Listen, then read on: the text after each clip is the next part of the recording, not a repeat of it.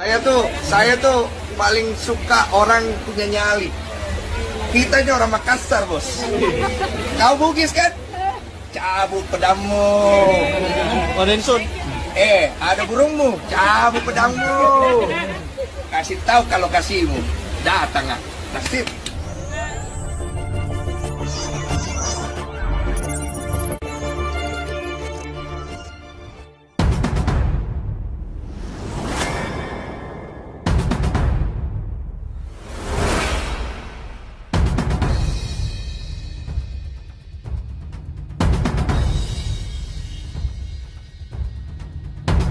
Perseteruan Agus Salim dengan Pratiwi Novianti akan menemui titik baru.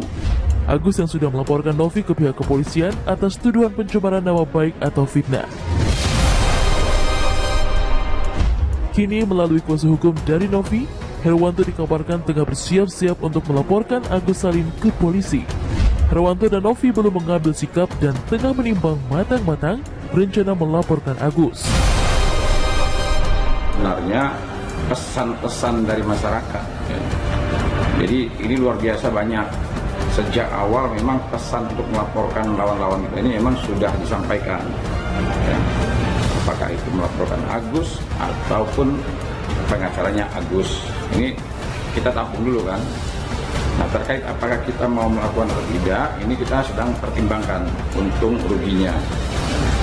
Nah, kecuali ya pengacaranya Agus ini kita karena banyak pesanan dan pertimbangan untuk melaporkan ya. Jadi ini memang tidak bisa dibendung lagi. Saya dan tim juga meminta waktu pada tim Renovi ya, untuk segera kita meeting dan memastikan ya, agar kita bisa mengambil langkah-langkah hukum apa saja. Lantas, bagaimana reaksi dari Agus Salim yang akan dilaporkan balik oleh pihak Pratiwi Novianti? Cepat laporin Agus, cepat buru-buru. Saya pengen lihat kehebatan kalian mau laporin Agus. Buruan deh, ngapain mau lapor Agus? Bikin Agus takut aja. Agus jadi takut dilaporin. Udah laporin. Supaya nggak ada takutnya lagi. Sedangkan di sisi lain, publik dibuat tercengang saat video Agus Salim korban penyiraman air keras hingga membuat matanya tak bisa melihat, kini beredar berdiri tanpa bantuan orang lain. Video yang direkam secara diam-diam dari luar rumahnya tersebut memperlihatkan Agus sedang berinteraksi dengan wawanya di ruang tamu. Nanti ya kalau udah minta ampun dan bertobat baru bisa penilaian yang lurus dan baik. Saya nggak melihat Agus di dalam tuh, itu ruangan itu cuma 3 meter. Agus paling dia pun lari juga paling ketabrak plok di sadar di tembok. Ya kan gitu bos. Maksudnya gini, ini kan 3 meter. Agus berdiri, ada yang ambil dari kaca. Dia berdiri ya bisa lah. Dia tiap hari lewat situ. Ya, namanya udah lokasi kita ya pasti lah. Kok nggak tahu? Ya hafal. Udah hafal. Ya hafal. Denny Sumargo juga turut memberikan komentar melalui akun media sosialnya. Densu hanya menuliskan satu kata, loh, yang seakan menunjukkan rasa terkejut dan bingung atas kondisi terbaru Agus. Perseteruan tegang antara Densu dengan Farhad Abbas kemarin semakin melebar. Densu sendiri dilaporkan oleh Farhad ke Polres Metro Jakarta Selatan, dan pada 9 November 2024 kemarin, Densu sempat dilaporkan oleh salah satu aliansi komunitas suku ke Polda Metro Jaya. Pada 11 November 2024, laporan terhadap Densu dikabarkan telah dicabut.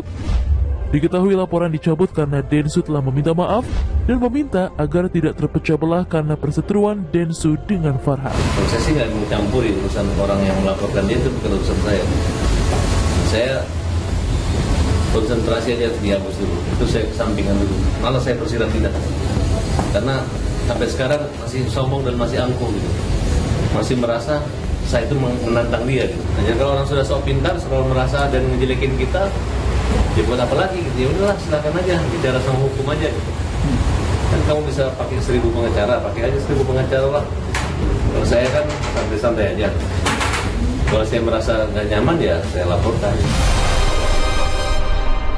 Saya Denny, kemarin saya ini menimbulkan sedikit permasalahan di media sosial. Dan menurut saya harus sikapi, karena ini sudah berbicara dari mana saya datang. Saya datang ke sini bukan mau unjuk kalau saya orang happy kan. Saya mau minta maaf karena saya ini akhirnya membuat keresahan. Semua keluarga Sulawesi Selatan, terutama Bugis Makassar, jangan kita terpecah belah. Jaga baik-baik kita punya Jadi kita punya nilai-nilai dari leluhur kita, karena kita semua ini datang dari satu tanah. Kita jaga baik-baik. Dan saya juga pribadi minta maaf, biarkan saya selesaikan urusan itu bahkan secara pribadi supaya tetap fighting sini. Terima kasih.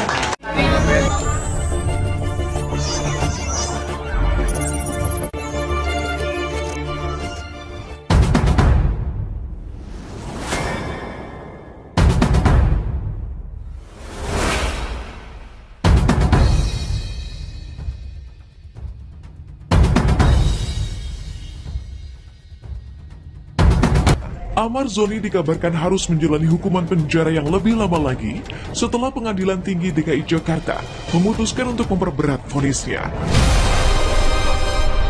Sebelumnya dijatuhkan vonis 3 tahun penjara oleh Majelis Hakim Pengadilan Negeri Jakarta Barat. Masa hukuman mantan suami Irish Bella itu ditetapkan menjadi 4 tahun penjara. Mendengar hukumannya diperberat, Amar di dalam penjara merasa frustasi atas kehidupannya. Kini, Amar pun curhat kepada kuasa hukumnya. Mengapa hal itu terjadi? Padahal Amar kini dalam kondisi terpuruk yang tak punya apa-apa lagi dan siapa-siapa lagi.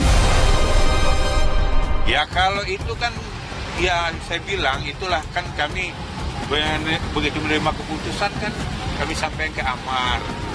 Nah, itu Amar kan bilang, kenapa sih Om, katanya kok saya ini, ya sekarang saya ini tidak ada siapa-siapa lagi, ya kan? Nah, kemudian saya ini tidak ada apa-apa lagi, dan tidak ada siapa-siapa lagi. Untuk hidup aja saya udah nggak on lah dia, ya kan? Nah sekarang ditambah lagi, kok seperti hukum ini seperti, ya, tajam ke bawah, tumpul ke atas. Kalau orang tengok kan katanya kasus korupsi aja, contoh MBZ 500 miliar kerugian negara, orangnya dituntut jaksa cuma 4 tahun, ya kan? Nah sekarang hukumannya cuma 3 tahun. Saya ini cuma untuk nggak ada yang dirugikan, cuma merugikan diri sendiri aja, malah dihukumnya 4 tahun. Itu pun jaksa belum puas, masih ngajukan kasasi supaya Amar ya tetap dalam memorinya itu untuk dihukum 12 tahun. Nah, itulah kadang-kadang bingung juga hukum ini bagaimana ya.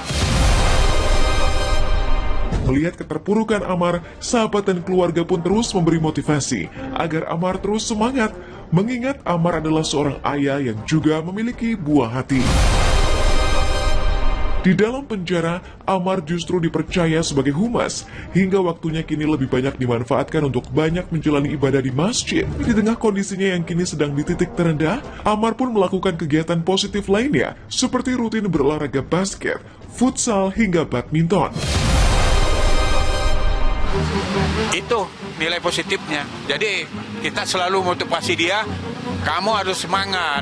Ya pokoknya kamu masih ada punya teman-teman yang ya perhatian lah. Kemudian kan masih punya anak, karena anak itu kan nggak mungkin jadi mantan anak gitu loh. Jadi kapanpun itu tetaplah anak Amar kan gitu.